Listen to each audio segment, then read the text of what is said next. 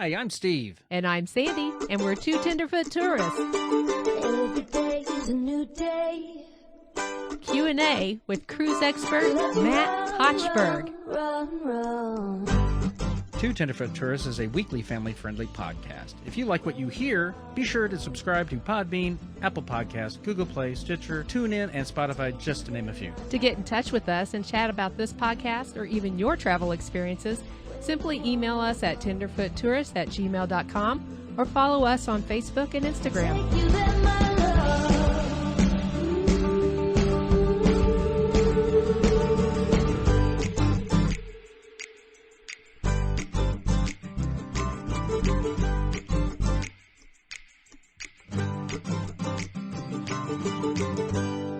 Today on our podcast, we have a special guest. It's Matt Hochberg from Royal Caribbean Blog Podcast. Thank you for coming on to Two Tenderfoot Tourist Podcast, Matt. Steve and Sandy, thank you so much for inviting me. It's quite an honor to be joining you guys and talking about my favorite thing in the whole wide world, cruising.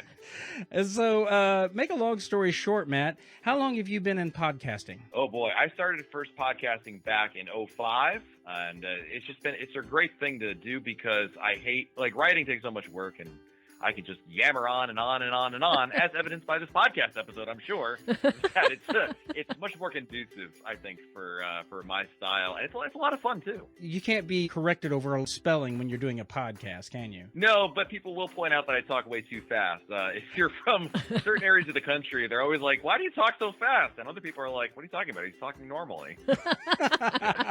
I'm sure. So the reason why we have you on, Matt, to let everybody know, is because of the fact that we have just recently taken our first cruise on Enchantment of the Seas back in May. It was a 5-day cruise, and we had one port, which in Cozumel. And you know what? We like to be a little critical about what it is that we're doing so that we have the right frame of mind, so that whenever it comes to us that it is a really good thing, that it's a genuine belief that what we have is a really good thing. Does that make sense? Absolutely. So, make a long story short, after we did a 2-part podcast about the whole thing, we've discovered it's you know what? Cruising, it's really, really fun. It is. It's a lot of fun. It's funny, in our 2-part podcast we did, the first part, we actually talked about some of the things we would do differently. And in the second one, we talked about all the good things. And then by the end, I'm going, I think I want to do this again. Yeah. What we're going to do on this episode is we're going to do a Q&A with Matt because he has so many years of experience with this. That's better. You're just excited. I am a He's little starstruck. All right, so Matt. give Matt the first question, will you please? Okay. Whether traveling alone or as part of a group, why is cruising an excellent vacation option? Yeah, what I really love about cruising is the variety it offers to you. Prior to cruising, we did our very fair share of land vacations. And with land vacations, they're great, but a lot of times you're really committing yourself to a particular destination. And, you could go crazy and do a cross-country trip or something like that, but that's really the outlier situation. I think most people pick a city, an island, a country, when they do a region, right? You're limited in really, especially when you're talking about, for Americans especially, you're taking about a week off of time for a vacation at the most, right? In a lot of cases, it actually is more like long weekends. So when you're dedicating yourself to one particular area, it's a little more limiting, and it not only from logistics, but also from a family standpoint, and being able to do things that are of interest to everybody. If we go to, I love St. Augustine, Florida, which is a beautiful city here in Florida. It's great. I love the history of it. I love the culture. Oh, yeah. My kids, it's I might as well bring them to Home Depot because it's probably the same level of interest for them. No disrespect to Home Depot, but you know what I mean? It's not quite on the same level.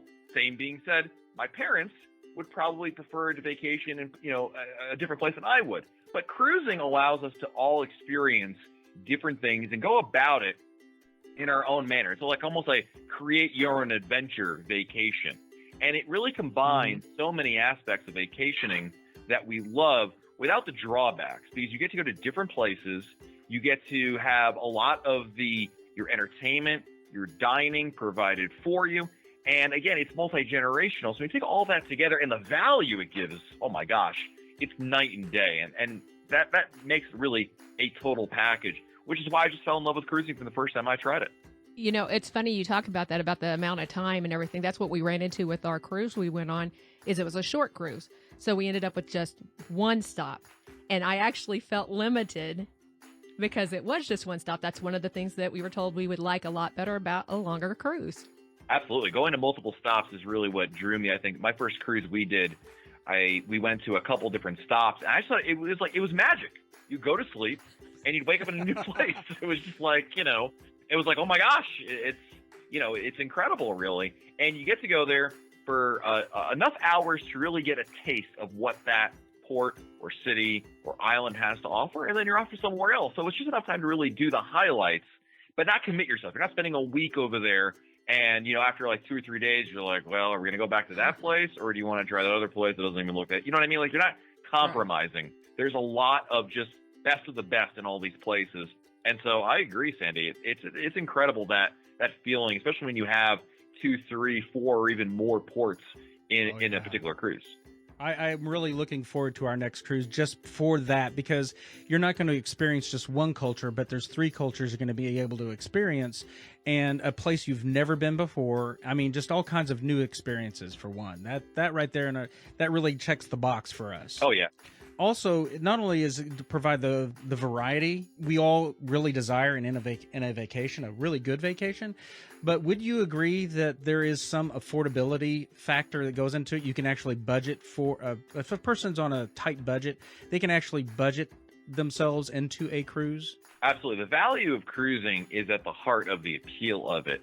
We can sit here and argue the virtues of cruising versus land vacation up and down.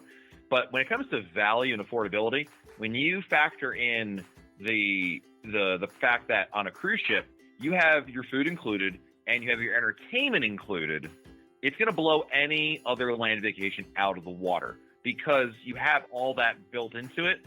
It's you can make arguments about food and things like that, but when you have evening shows, live music, programming for the kids, all built in there, childcare, right? It's incredible how much is included in your cruise fare, and that's really, I believe, at why we started cruising, because when you look at the whole vacation experience, how much is included with it, and how you can add on to it, it's very modular in the sense that you can opt for certain experiences or amenities to add on to it, and what you said earlier, Steve, which is the ability to break up the total cost of that vacation and pre-purchase it, and make little payments here and there. It all goes towards exactly what you're talking about, which is making a very affordable, no monster bills. Like, you're not getting the vacation where you're like, oy vey, how are we going to pay this off when this bill comes due in about 30 days from now? Exactly. So it's funny you'd mentioned like the experiences that you can find yourself on board and already prepay them and everything like that. For instance, I want to do scuba diving lessons on the Oasis. I've been wanting to do that for years, and deep sea diving. When I get to like Coco Cay or one of the other ports, I'm not sure where. I haven't figured that one out yet, but I'm really looking forward to that. Yeah, cruising also, to your point, provides an outlet, a gateway really towards some of these experiences that you may have done for the first time. Like, shore excursions are a great example of that. Giving a particular something you've never done before, like scuba diving, a shot. Perhaps it's also culinary wise. I have tried more foods on cruise ships purely because it was quote unquote free, it's included, right? That escargot, great example. I would never ever order escargot in the real world, because why would you want to order baked snails? But I was on a cruise ship and it was included. I was like, YOLO, why not? Literally YOLO. I only live once. YOLO. I totally get it. And you can ask Steve. I have a very unflattering picture our friend took of me eating escargot, and it's not because it was gross. Yeah. It was wonderful. But I tried it on the ship too. It was incredible. And by the way, escargot, if you're worried about it, it is like 3% snails and 97% butter and salt. Oh yeah. So if you eat it with bread, there is no way you're actually tasting what you're actually eating. So that's the secret, really. Yeah, I hear you. So what's the next question we have for Matt? We're going to go down now to nothing is perfect, right? What new changes would you like to see in the cruising industry? And what, if anything, would you like back that no longer is available? Like something you felt was beneficial or simply improve the cruising experience. Wow, those are really good questions. I mean, something I'd love to see the industry do more of is be a little more transparent, more inclusive in some of the regards. Like right now, if you go on a cruise, there are some pricing that is cruising is still very much based in some of the old styles of it. Classic example are gratuities. If you go on a cruise today, this is true of Royal Caribbean or any major cruise line, gratuities are not part of your cruise fare, but you are obliged to pay them. And it's kind of like, well, you make the argument, if we're obliged to pay them, let's just include them as part of the cruise fare. And I would argue that I just don't see the rationale for not including it, because the crew members work so hard on board your cruise. They deserve the money. Let's just make it part of the cruise fare. Let's take it out of the equation. One less thing to worry about. I feel like that's just a simple it's win-win across the board. For guests, there's no thinking about it. There's no like, what are you talking about? There's gratuity. And all those discussions that never have an end to them. Let's just make that simpler. So that would definitely be and it'd make the line shorter at the end of the cruise when someone's standing at the desk. Absolutely. And they have to argue their bill, wouldn't it? Absolutely. So let's just make that more transparency and just make that clearer as part of your cruise fare. In terms of things I would love to have back that's no longer available, I mean, there are a lot of things that the one that always comes up is the midnight buffet. It's that idea. This is something from back in the day, way back before my day, in fact, when cruising was, when there was only literally one restaurant on the ship, the main dining room, and after about 8 or 9 o'clock, that's closed down, and people who stay up later would want something to eat. But in today's day and age, there's so many restaurants and options, dining available, even late night, that it's kind of not as much of an issue anymore. But it was a cool idea. I mean, basically you go up to the pool deck, and they just have this huge buffet there, and hey, you're on a cruise, YOLO, let's have another round of ribs and turkey. Why not? That actually was one of our issues with the cruise we went on. It was small enough that there were only a couple of restaurants, and they were open a very limited amount of time. So we had time during the day that there was no restaurant open, other than the tiny one, the little cafe. Yeah. Which is teeny on deck tiny. 9. It's more like a kiosk almost. Yeah. I mean, it's so tiny. But the buffet closed for a while during the day and overnight. And then so did, I forgot the name of the dining room already. But anyway, My Fair Lady? Yes. Main dining? Yeah. Mm-hmm. Yeah, the thing is what we found ourselves looking at was, it's like, well, I want to eat, and I want to eat there. But the problem is it interferes with our show that we wanted to watch at the same time. Right. And I agree. It would be nice if they had a place where you could 24/7. You can just go whenever you need to, and get whatever you need to eat. Yep. And don't overlook, room service is available. I know there's a charge for that, $7.95, but it's per order.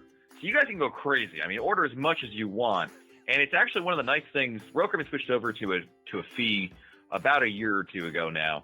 And obviously not people, look, anytime anything goes from being complimentary to not complimentary, it's never going to be well received. But no. I will be the first to point out that I feel like the quality of the food has gotten significantly better. They redid the entire menu for room service.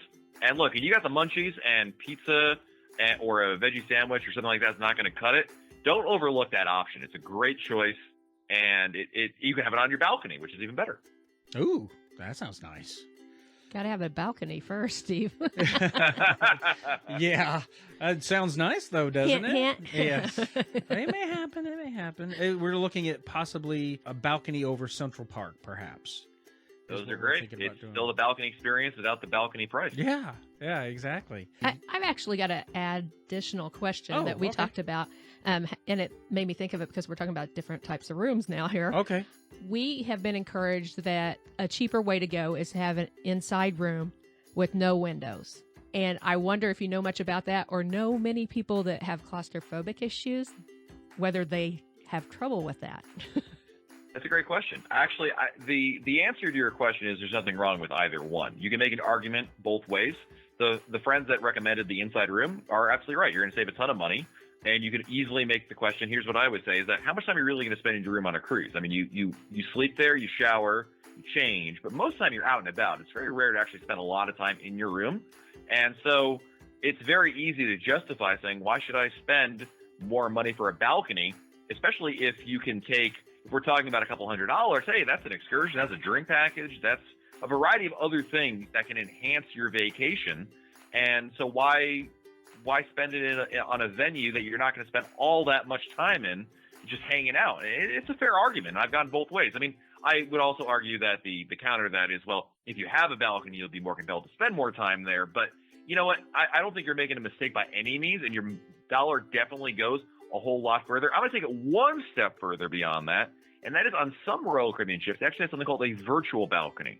So it's the interior room, no 4 walls, no natural light, but one of the walls is a high-definition television screen that provides real-time HD views from outside. So it's kind of like it's not really a replacement for a balcony. Think of it more as an upgrade for an interior room. But again, the pricing is the same as interior. So to me, that's a little bit of a balance there, if you will. But to be able to save the money, I would say ultimately it really depends on the price difference, right? If you're talking about like $100 difference, I'd probably go for the balcony. But if we're talking about a couple $100 or even more, yeah, you're not wrong one bit for going inside. In terms of the your concerns about it being, of course, constrictive or feeling, claustrophobic, on most Royal Caribbean ships, that's not the issue at all. There's certainly more for 2 people, more than enough space. Everything's relative. It's not the world's largest stateroom by any means, but it's also fine. I would say the only exception to this is probably on Majesty of the Seas or Empress of the Seas. Those ships are just they're in a separate category because they are so much older, and the only reason they were in the fleet was to serve Cuba. But obviously that's not an issue, but that's a whole different topic. But anyway, if you're looking at Oasis of the Seas for your next cruise, there's no problems at all with that inside room. It really, like you said, it's all about the money being saved. Okay, so I know that the Oasis is going through refurbishment here between October and November this year. Do you know if they're going to be installing some of those virtual window or balconies in their rooms by any chance? And I know they don't have any. At least that's what I read. That's correct. If they are, they certainly haven't announced it. Although a lot of times these things don't really make the list of changes. We also don't have a complete deck plan yet, at least if they're recording this podcast, that it's there. But again, a regular interior room, perfectly fine. It's the money saved, and I've stayed in interior rooms as well, especially when the budget's a little tighter and you want to make a cruise work, but you're not willing to break the bank for it, or you'd rather spend your money elsewhere, especially on excursions or that are kind of compelling.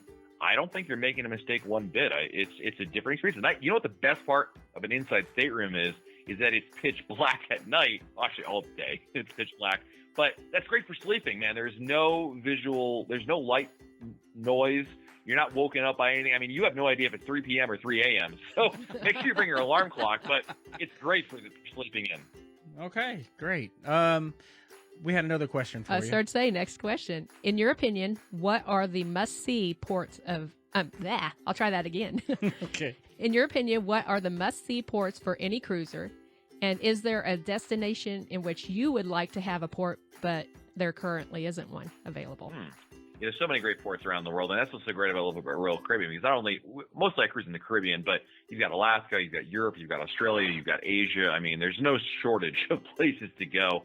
And in terms of the Caribbean, my favorite place is San Juan, Puerto Rico. I would have told you before, a couple of weeks ago, Havana, Cuba. It's amazing.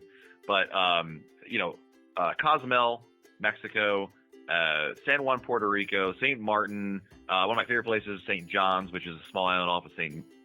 Thomas. There's so many of these. I mean, each island is beautiful in its own respect, and they all offer a certain je ne sais quoi when it comes to their appeal, their beauty, their what makes them different, right? And so, but those are really nice. But my favorite place that I've actually been to, without a shadow of a doubt, Alaska. We did Alaska last year, and it sounded a lot like you were talking about with your first cruise. Because going to Alaska is very different than the Caribbean. And we came back, and I started thinking about things I would do differently. And then inevitably, I did exactly what you did and said, you know what? I want to go back. And lo and behold, we're going back next year because it was everything. It was as compelling as everyone said. Like, a lot of times you hear people say, like, oh, this place is really nice. You're like, yeah, okay. Okay, sure it is. And then, but it lived up to the hype and then times 10. It was incredible to see. So for me, a must-see port personally is Alaska, but I would love to make it down to Europe or Australia, or I know those places would be amazing to be able to see. We are kindred spirits, evidently, Matt. No. And also, I guess if we're kindred spirits, Sandy, then you and I both share a aversion to sweating a lot. And Alaska's great for that because you're not sweating a lot in Alaska. That's true. That's true. Steve kind of gets whiny if he gets cold, though. Okay, but I've changed my tune, have I not? You're doing better. I'm proud of you. I was like, you know what? That is gorgeous up there. I've seen enough photos. I'm going like, okay, I submit. I really would love to go and see Alaska. I really would. As long as I don't get snowed in. No, it's summertime. I know Alaska, you have this vision of like Eskimos and you know, I don't Penguins. Yeah, penguins, exactly. But the reality is that it's a very, very fun and relaxing type of place, and it's a lot warmer than you think, believe it or not. Okay, great. Now it just puts it higher on my bucket list. You know that, right? Yeah, it does. I want to take you on one of these days. I'll take you on an Alaskan cruise. I All will. right. I promise. It'll happen. So do you have anywhere that you wish there was a port? Well, I guess I can give you the easy answer. Say, well, Cuba does have a port, but I wish they would bring it back. That was a great one. In terms of place, I'm trying to think of some place that I would say. How about a self-serving one? A cruise port very close to where my parents live in Connecticut. I would love for that. That way, it'd be very convenient for me to see them and still be able to go on a cruise. That way, I can kill two birds with one stone. That's a good one, actually. That is pretty good. Good reasoning behind that one. My mom and dad. Very self-serving. It's very self-serving. Yeah, we can't do that to help ourselves out. We're Very. from Missouri. There's nothing close. Yeah, Matt, if yeah, you lived in Missouri long enough, you'll end up calling it misery. So what does the future of cruising have for everyone? You asked that Try question. that again. You asked that question, Sandy. You're the question asker.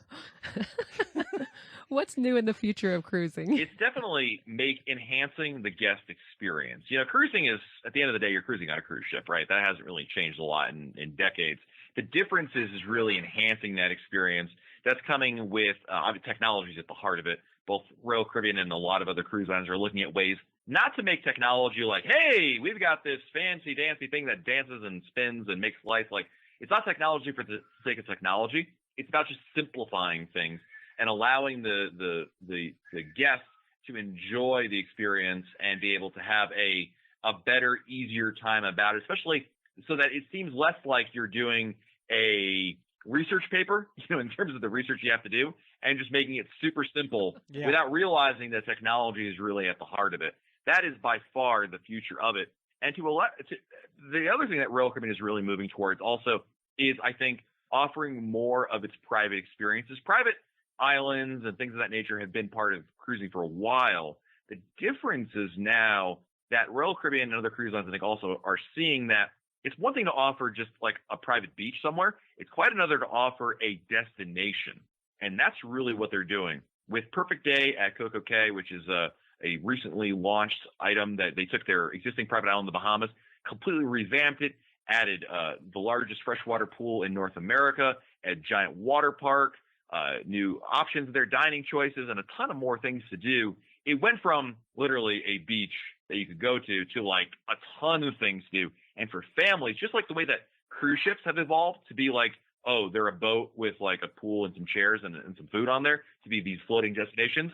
The island transformation, I think we're really seeing the infancy of this idea. And I think that in the next decade and longer, we're going to see a lot more of that shift towards those private destinations, because it offers everything people want. And so you can pick and choose what's important to you. At one time, I saw someone do a video that they said that Royal Caribbean was going to use Coco Cay as a 2-day port experience rather than just a one. Yeah, so they are definitely working on some overnight options. That's definitely Royal Caribbean has confirmed that. It's still, as of recording this podcast, still being worked on, like logistically how it's going to work, but it is going to happen. There's going to be overnight or even multi-day stops coming. We'll have more details once Royal Caribbean decides to announce it. But yes, they're definitely doing that because that's by demand. People love it so much, and I agree with it 1,000%. I've seen it where it's so compelling that you want to stay there. It's not like the cruise line's like, oh, we're going to force Steve and Sandy to stay there even longer. It's more like people are literally beating down the door at Royal to be like, please let us stay here longer. Now, am I correct in thinking that if we're at their private destination, that we would be able to use our CPass while we're there?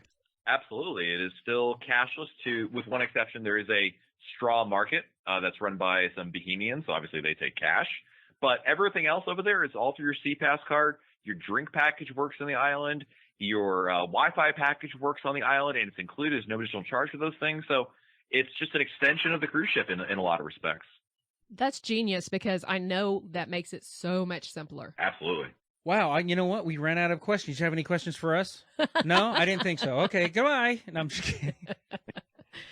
He's a problem. I'm sorry. My only question is, you guys aren't going to stop at one more cruise, right? You're going to start adding like 1, 2, 7, 10 more cruises a year, right? Well, you know what? I don't know about 10 a year. I just tell everybody we're doing these cruises for research purposes.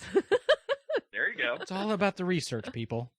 But you know what? When we did our first cruise, I said, you know what? I'm going to anticipate that I'm going to like it, and I just went ahead and did the Royal. What is that? The Crown and Anchors rewards. I just went ahead and signed up for that. And I already got 4 points under my belt right now. Nice. Whoa. Isn't it points or is it days? Yeah, no, it's points. And the nice thing is, I mean, look, you're going to board before someone who's never cruised before. You get to board before them. You're going to come into your stateroom and you're going to have some sweet already coupons waiting for you, preloaded on your CPAS card.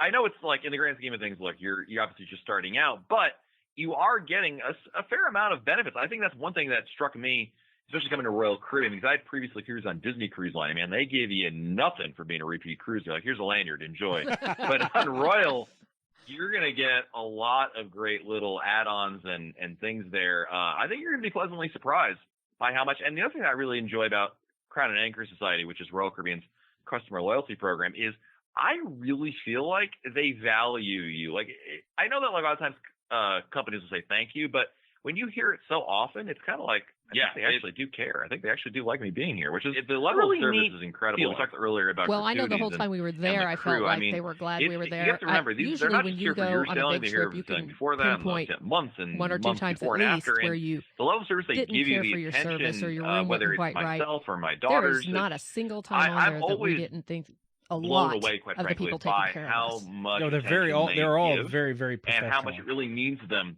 to do a good job. And it makes you feel special. That's, I think, part of the appeal of cruising is that it's not just, the guy at Starbucks, your barista who's like, oh, you want extra cream? Okay. It's more like, how do we make your vacation, really stand out, and how can we make it better? I love that. And I think it goes both ways. And I feel like the level of service you get, especially if you're new to cruising, I'm not sure you're prepared for that for that attention, and it's a great thing. It was very awkward for us at first. We were not used to someone laying our napkin in our lap and individually handing us our menu, and by the end of it, I'm just sitting there going, okay, here goes. Yeah, we went to a quick story. We went to that point. My wife and I went to a restaurant in town recently, and it was like we wanted to go celebrate, and this is a very expensive restaurant, and we go there. And the waiters are wearing, tuxedos, and they seat us at the table, and they give us our napkins. And I tell my wife, this is like being on Royal Caribbean. It's like cost me way more money than Royal, but yeah, it was that kind of experience. It really does stand out. See, we made a joke about it while we were there. We said when we come back, we're going to compare everywhere we go to Royal Caribbean. There you go.